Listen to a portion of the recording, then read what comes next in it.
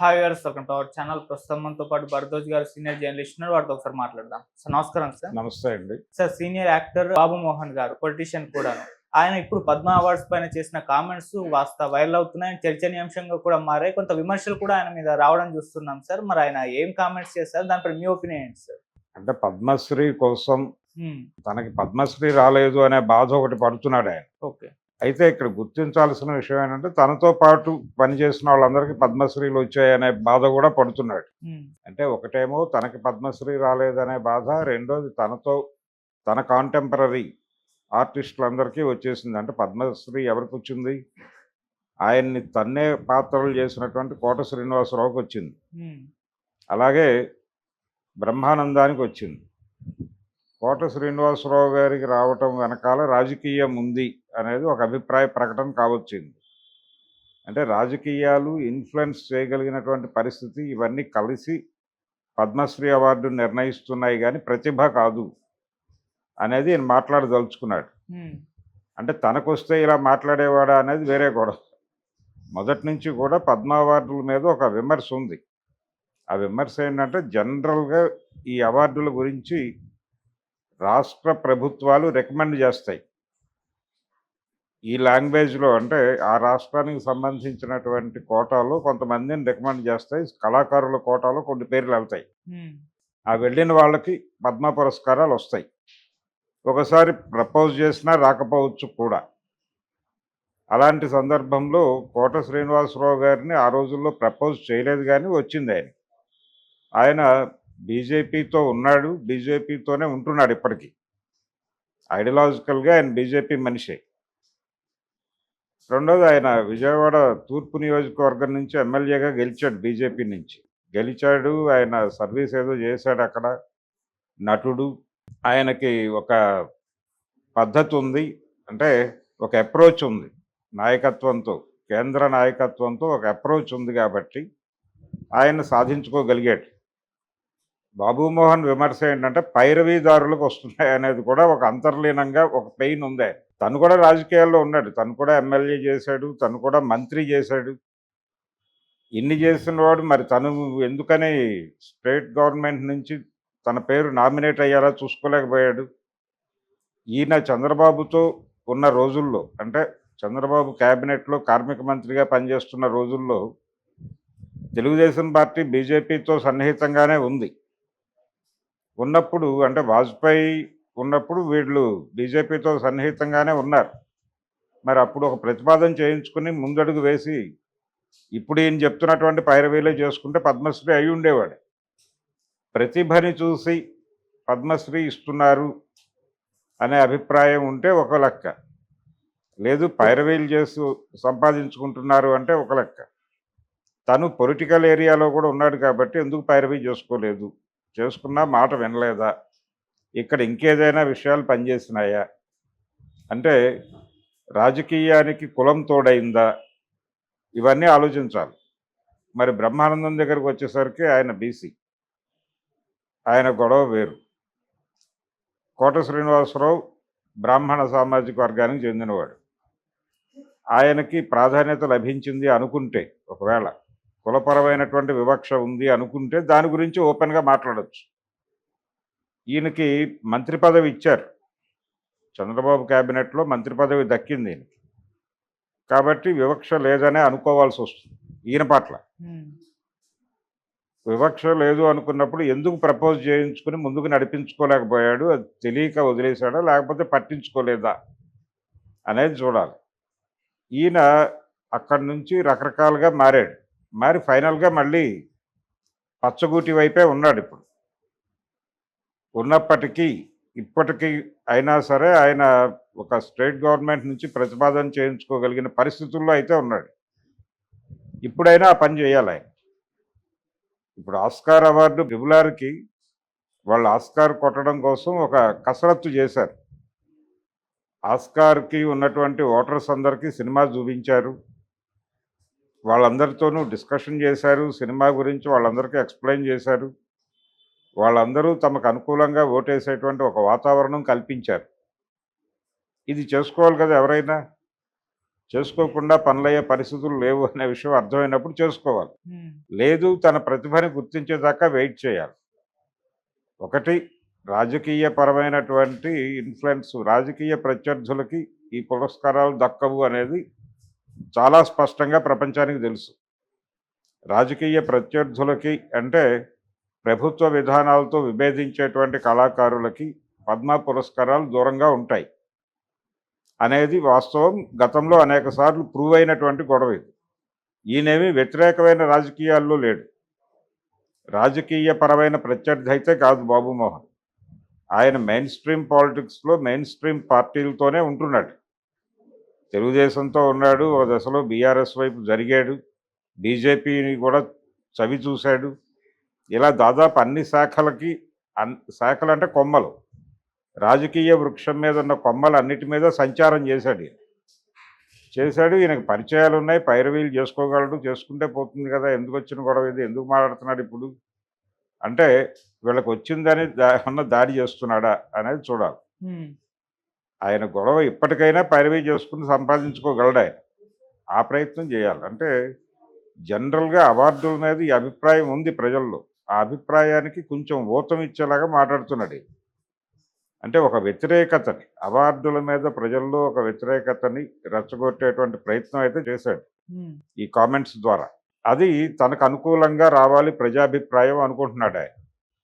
అయ్యో బాబు మోహన్ నీకింత అన్యాయం జరిగిందా అని ప్రజలు రియాక్ట్ అయితే, ఈ రియాక్షన్స్ అన్నిటినీ ప్రొజెక్ట్ చేస్తూ ఆయన ఏదైనా తన కెరియర్ని అంటే అవార్డు కమిటీ దృష్టికి, లేదు రాష్ట్ర ప్రభుత్వం రికమెండ్ చేసేటువంటి పరిస్థితికి ఆ వాతావరణం కల్పించడం కోసం ఈ వ్యాఖ్యలు చేశాడా అనేది ఒక డౌట్.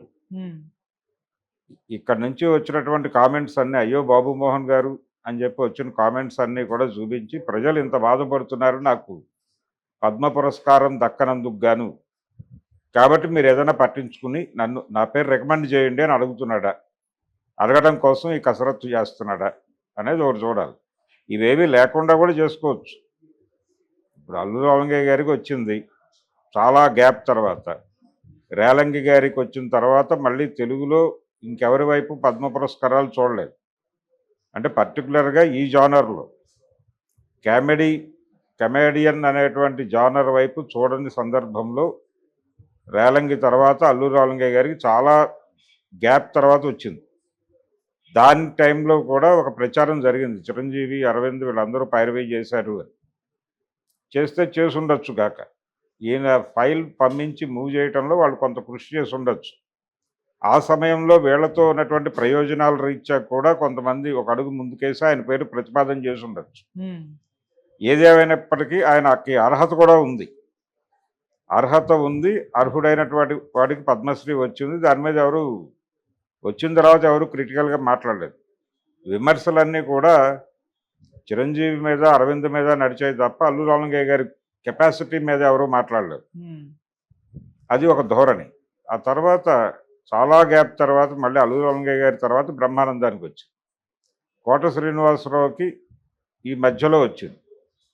ఈ మధ్యలో కోటకి రావడానికి రకరకాల రీజన్స్ ఉన్నాయి. ఆయన పార్టీతో ఉన్నాడు, నాయకత్వానికి సన్నిహితంగా ఉన్నాడు, ఆయనకి వాళ్ళతో మాట్లాడేటువంటి విధానం తెలుసు, అలాగే తన్ని తాను ఎలా ప్రమోట్ చేసుకోవాలో కూడా తెలుసు ఆయనకి, కోట శ్రీనివాసరావు. అందుకని ఆయనకు అది సాకారం అయింది. అలా తనకి కూడా సాకారం అయ్యే సందర్భం ఉంది. తను కూడా రాజకీయాల్లో ఉన్నాడు, తను కూడా ప్రయత్నం చేసుకోవచ్చు. అయితే కేవలం ప్రజల నుంచి ప్రజాభిప్రాయ సేకరణలో భాగంగా మాత్రమే ఇది మాట్లాడాడు. ఆయనేమి తన ప్రతిభని చూసిస్తారు అనుకుంటే అనుకోగా వదిలేసేవాడు, ఇది ప్రస్తావించేవాడు కాదు. ఇది ప్రస్తావించాడు అంటే ఆయనకు ఒక మోటో ఉంది, తనకి పద్మశ్రీ అవార్డు రాలేదు అనేటువంటి పెయిన్ ఉంది. ఆ పెయిన్ని జనాలతో షేర్ చేసుకోవడం ద్వారా జనాల నుంచి ఒక సానుకూల స్పందన తెప్పించి, ఆ సానుకూల స్పందనని చూపించి, ఈ స్పందన ఆధారంగా నా పేరు రికమెండ్ చేయండి అని చెప్పి అడుగుతాడు ఆయన. తెలంగాణ ప్రభుత్వాన్ని అడగాలి ఆయన, లేదు ఆంధ్ర ప్రభుత్వాన్ని కూడా అడగచ్చు. ఎందుకంటే తెలుగు సినిమా నటుడిగా వాళ్ళకి బాధ్యత ఉంది. ఇప్పుడు బాపు గారి పేరుని తమిళనాడు గవర్నమెంట్ కదా ప్రపోజ్ చేసింది, బాలసుబ్రహ్మణ్యాన్ని కూడా అట్నుంచే కదా, మనవాళ్ళు కాదు కదా ప్రమోట్ చేసింది, ఆ రోజున ప్రపోజ్ చేసింది, రికమెండ్ చేసింది వాళ్ళే. కాబట్టి ఈయన ఆంధ్ర ప్రభుత్వంతో కూడా చేయించుకోగలడు. అక్కడ ప్రస్తుతం అధికారంలో ఉన్నటువంటి పార్టీతో ఈయనకి సన్నిహిత సంబంధాలు అయితే ఉన్నాయి. నేరుగా సీఎం దగ్గరికి వెళ్ళి కూర్చుని మాట్లాడే పరిస్థితి అయితే ఉంది. వెళ్ళి అక్కడ ఇవన్నీ చూపించుకుని అటు నుంచి అయినా ప్రపోజ్ చేసుకోవచ్చు. ఇక్కడ రేవంత్ రెడ్డితో కూడా ఆయనకి స్నేహం ఉంది, వెళ్ళి మాట్లాడుకుని చేసుకోగలడు. అది చేసుకోవడానికి ఒక ఫైల్ చేతిలో ఉండాలనే దాంతో గొడవ చేస్తున్నాడు అంతే. అంతకు మించి వేరే కారణం ఏం లేదు. ఆయన పద్మ అవార్డులు ఇస్తున్నటువంటి తీరు పట్ల ఆయనకేమీ విమర్శ లేదు. ఇది జరుగుతోంది, ఇలా జరుగుతోంది అనేది అవార్డులు చాలా గొప్పవి అనే చెప్తున్నాడు. మళ్ళీ పాజిటివ్గా మాట్లాడుతూ కొంత నెగిటివిటీని స్ప్రెడ్ చేసేటువంటి ప్రయత్నం కూడా చేస్తున్నాడు. చాలా సందర్భాల్లో చాలామంది ఈ అవార్డులు కోరుకునే వాళ్ళు ఈ మాట మాట్లాడతారు. మాకంటే ప్రతిభ తక్కువ. ఇప్పుడు రాజమౌళికి పద్మశ్రీ వచ్చినప్పుడు కూడా ఈ మాటలు వినిపించినాయి. అంటే కేవీ రెడ్డి గారికి లేదు, ఆయన మాయాబజార్ లాంటి క్లాసిక్ తీసినటువంటి ఆయనకి పద్మశ్రీ పురస్కారం లేదు, దాసరి నారాయణరావుకి లేదు, 150 సినిమాలు పైన చేశాడు ఆయన, రాఘవేంద్రరావుకి లేదు. ఇలా మాట్లాడారు. వచ్చిన వాడికి ఎందుకు వచ్చింది అనేది ఆ సందర్భాన్ని బట్టి ఉంటుంది. ఆ సందర్భం మేరకే వ్యవహారం. ఆ తర్వాత మళ్ళీ కాదు. ఆ తర్వాత ఇంకొకటి ఆ సందర్భంలోకి వస్తాడు. అల్లు అర్జున్కి ఉత్తమైనటువంటి పురస్కారం ఎందుకు వచ్చింది అంటే ఆ సందర్భంలో అతను ఉన్నాడు. ఆ సందర్భం వరకే చూడాలి ఈ అవార్డు. అంతకు మించి ప్రత్యేకత లేదు వీటి. ఎస్వి రంగారావు గారికి లేదు పద్మశ్రీ. ఎస్వి రంగారావు గారికి పద్మశ్రీ లేకపోవడం మీద మాట్లాడితే ఒక ప్రయోజనం ఉంది. కానీ బాబు మోహన్ తనకి పద్మశ్రీ రాలేదు అని ఆవేదన వ్యక్తం చేయటం అంటే తనకి పద్మశ్రీ కావాలని కోరుకుంటున్నట్టుగా అర్థం చేసుకోవాలి. కాబట్టి ఆయనకు పద్మశ్రీ రాకపోవడం అనేది అన్యాయం అని చెప్పి మాట్లాడితే ఈ మాటలన్నీ పోగేసి అక్కడ పట్టుకెళ్ళి ఒక ఫైల్ బిల్డ్ చేసి కథ నడిపిస్తాడు. ఓకే, అది గొడవ. మళ్ళీ అంటే విలువైన వాళ్ళకే ఇవ్వాలి, స్టార్స్కే ఇవ్వాలి, బుర్రకథ చెప్పుకునే వాళ్ళకి ఇస్తున్నారు, ఇటువంటి కామెంట్స్ కూడా ఆయన చేశారు. బుర్రకథ చెప్పుకునే వాళ్ళు బుర్రకథలు ఏమి తక్కువదేం కాదు. సినిమా మాత్రమే అత్యున్నతమైనదేం కాదు. ఎవరైనా సరే వారి వారి ఏరియాల్లో ఇప్పుడు బుర్రకథ నాజర్ ఉన్నాడు, నాజర్కి ఇచ్చారు. అవును, నాజర్ పైరవీలు ఏం చేసుకోవాలి. నాజర్కి తెలియని కూడా తెలియదు తన పద్మశ్రీ వస్తుందని. ఆయన సినిమా థియేటర్లో ఉన్నాడు. ఆయన ఇంటికి వెళ్ళి వారిని అడిగితే ఎక్కడో సినిమా థియేటర్కి వెళ్ళాడు, ఏదో సినిమా చూడటానికి వెళ్ళాడని చెప్పారు ఇంట్లో వాళ్ళు. ఆయన కోసం వెళ్ళారు. అంటే కలెక్టర్ గారు పంపించాడు పోలీసుల్ని పంపించడం అంటే ఆ మెకానిజం, ఆ లోకల్గా ఉండే పోలీసులు వెళ్ళి ఆయన పట్టుకొస్తారు అనుకున్నట్టు. ఈయన సినిమా థియేటర్లో ఉండగా ఎవరో వెళ్ళి చెప్పారు నీకోసం పోలీసులు వచ్చారు అని. ఆయన ఇంకోలా అనుకున్నాడు. ఆయనకి కమ్యూనిస్టు రాజకీయాలతో సంబంధాలు ఉండేవి. ఆ తర్వాత విప్లవ కమ్యూనిస్టు పార్టీలతో కూడా సంబంధాలు ఉండేవి. ఒకవేళ ఇది ఎక్కడైనా లీక్ అయ్యి తను అరెస్ట్ చేయడం కోసం పోలీసులు వచ్చారేమో అని భయపడి పారిపోదామని ట్రై చేశాడు ఆయన. ఆ ప్రయత్నంలో ఉండగానే పోలీసులు ఎదురయ్యారు. ఆయన అయిపోయింది, అరెస్ట్ అయిపోయాయని అనుకున్నాడు. ఆయన అనుకుంటే ఆపి చెప్పారు, అయ్యా మిమ్మల్ని కలెక్టర్ గారు రమ్మంటున్నారు, తీసుకురమ్మన్నారు, ఏదో సెంట్రల్ గవర్నమెంట్ నుంచి మీకు ఒక అవార్డు వచ్చిందట అంటే వెళ్ళాడు ఆయన. వెళ్ళి నాకెందుకు వచ్చిన అవార్డు ఇది, నా కష్టాలు నాకు ఉన్నాయి, నాకు ఏదన్నా ఆర్థిక సహాయం చేసి నా జీవన విధానం మెరుగుపడే పరిస్థితి చేస్తే ప్రయోజనం, కానీ ఇప్పుడు నేను ఢిల్లీ వెళ్ళి అవార్డు తీసుకోవాల్సినంత అవసరం ఉందా, నా దగ్గర డబ్బులు కూడా లేవని మాట్లాడాడు. సరే అన్నీ మేము ఏర్పాటు చేస్తాం, మీరు వెళ్ళి అవార్డు తెచ్చుకోండి అని చెప్పిన తర్వాత వెళ్ళి తెచ్చుకున్నాడు. అటువంటి సందర్భం బుర్రకథ అని మాట్లాడేశాడు. కానీ నాజర్ గారికి పద్మశ్రీ రావటం వెనకాల కథ ఇది. అంటే ప్రభుత్వాలు కొన్ని ఏరియాల్లో అన్ని కళల్ని గుర్తించాలి. అన్ని కళల్ని చంపి తినేసింది అని సినిమా మీద ఒక విమర్శ ఉంది. బుర్రకథలతో బతికిన సినిమాలు ఎన్ని లేవు. నాజర్ బుర్రకథతో బతికినటువంటి అగ్గిరాముడు సినిమా గురించి మాట్లాడే బాబుమోహన్.